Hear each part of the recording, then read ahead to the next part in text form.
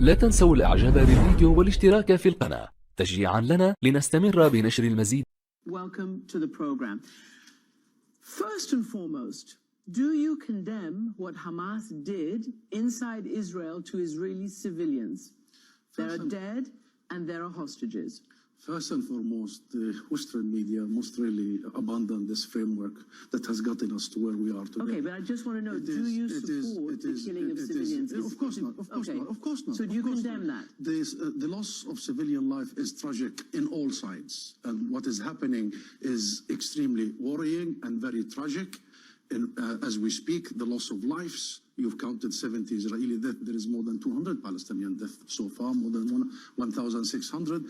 Entire residential compounds are being wiped out. This is a war crime committed by Israel. What is more tragic, or equally tragic, is the blindness and the deafness of the world and the international community for so many years, of the warnings we have been saying that this was coming. Israel knew that this was coming their way. We, the National Movement of Palestine, the PLO, have found a different path 30 years ago. We have committed to what the world asks us: recognize Israel, commit to negotiations and non-violence, and to international legitimacy and resolution. Israel was expected to do one thing only: roll back its occupation, stop its colonial settlement expansion. Not one day it did so, killing the prospects of a two-state solution. And the world was expected to do one thing, Christian: uphold international law equally on everybody, on Ukraine, on Palestine. And the world fails to do that. So now no accountability. Now, every single political avenue is blocked.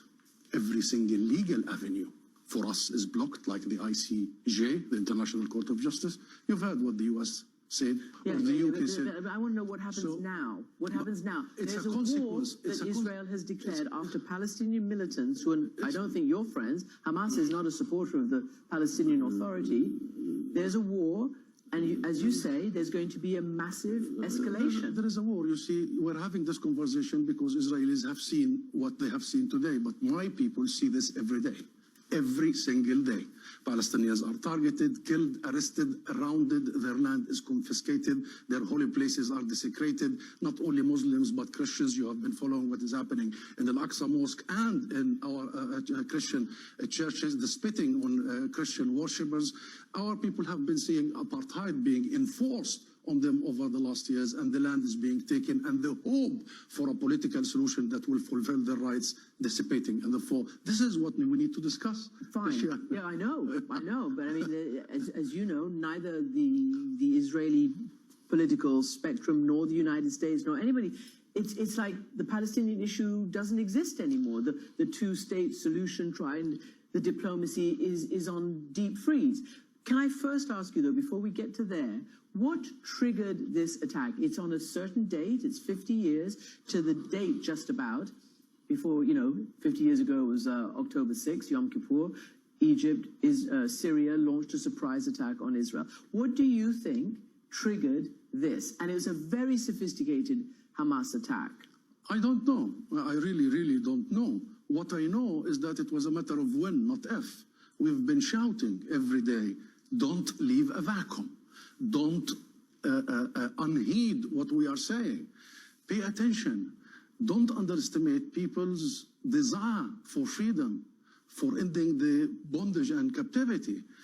Pay attention to the destruction that Israel is doing. Make sure that these supremacists in the Israeli government are not going to turn the whole thing upside down. And therefore, this is not about timing and all that. This is about the fact that we discuss everything except the core thing, the fundamental issue, the root causes. And we've been doing this for 75 years. One sentence. You know that 70% of the population in Gaza, the Palestinians, are refugees since the Nakba of 1948. You know that they have been under besiegement since 2007, the biggest open-air prison. This is what leads to events that you want to discuss. So here's the thing. Obviously, the Israelis will say this is what happens when we evacuate, for instance, withdraw from Gaza, which they have done. And as you're right, it is sealed and it is a very heavily guarded situation.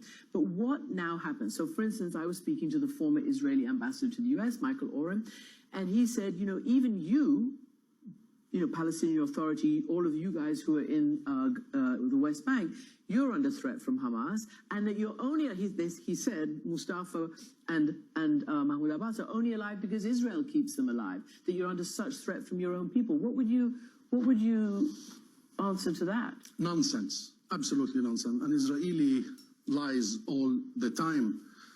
What our people in Gaza are subjected to are the same in the West Bank, in Jerusalem, and our refugees and diaspora. We are united by our suffering, and we are united by our goal, which is ending this occupation, ending this illegality. We have our political differences, of course, but we make no mistake that the one thing that we need to rid ourselves with is the Israeli military occupation, is the colonization, is the system of racial domination that has been imposed on us. We make no mistake of that. So this is not a Palestinian internal affair. This is the failure of every international actor to pay attention, of every international actor. You see, instead of learning the lessons, what I heard today from many international actors, including from the US and the UK, is doubling down on the very same mistakes and failure. What is the option that has led us to where we are? What is the option right now? What happens? Israel doesn't respond to Hamas? The alternative is statesmanship, is courage, the equal application of international law. We are not lesser of human beings. We are equal as all nations. It's been 75 years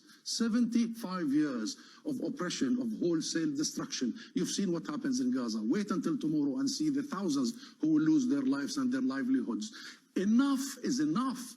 The only solution is respect people's legitimate birthright of self-determination, the right to return to their properties, the right to establish a state of their own, and stop dodging this. Stop finding, detours around it. There is no such a thing as detour. Peace can only be struck with us, the Palestinians, not with anyone else.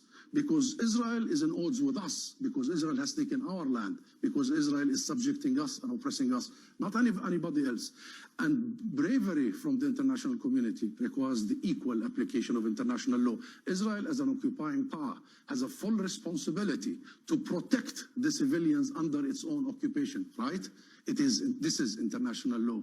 Israel has the full responsibility to make sure no civilian is harmed. It's been doing the opposite for 75 years. You've just shown on your own program. Do you worry that statement that you're making is completely compromised when Palestinian militants, terrorists, bomb Israeli civilians, kill them, capture them, hold them hostage? No. How do you keep the moral high ground in that case? We keep the moral high ground by sticking to international law, by reverting to international judicial system, by seeking the ruling of the International Criminal Court.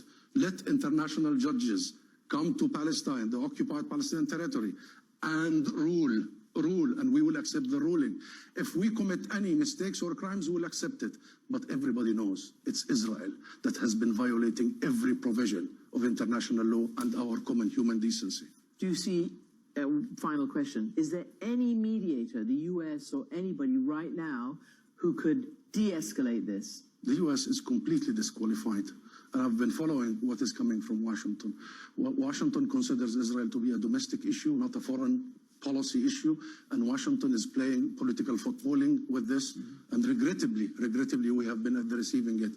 The solution is the world, the international community. The US should be on the table, but so is Europe, so is the rest of the world, so is China. The world must come together to end this conflict, as it did with all other conflicts. We are not an exception. Hussam Zomra, Palestinian, the head of the Palestinian mission here, thank you for that perspective. So let's bring in Hussam Zomra. لا تنسوا الإعجاب بالفيديو والاشتراك في القناة تشجيعا لنا لنستمر بنشر المزيد